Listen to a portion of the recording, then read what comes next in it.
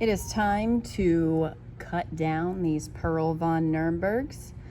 When I bring them in, they're a little bit larger, and after they spend a lot of time in my south-facing window, they will have very healthy, compact growth, but they will regenerate on as much smaller succulents. As you can see, it has this healthy new growth here, these leaves.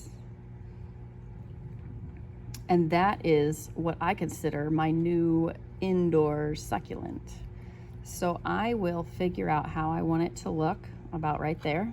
And then I want to give myself about an inch of stem down here, but I want to leave leaves on the stem because the stem will grow babies, and in order to know when to water, I will squeeze these leaves, and when they're starting to get a little bit soft, that's when I'll water this stem.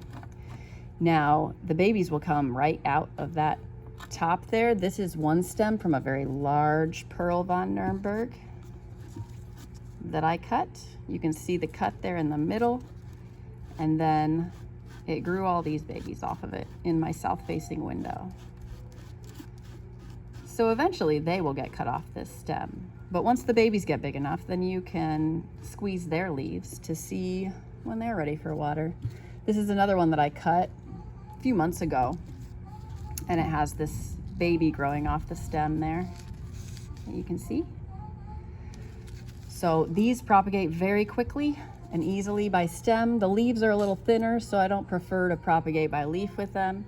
But now I have this top chopped off, and I will throw these leaves in a tray, and if they grow babies, this one cannot. Once you do this, you can't grow babies from that. It needs to be a clean break, just like that, with that little eyelet there. So let's see if all these go away. Then what I'm gonna do with this, I have watered these. They are full of water.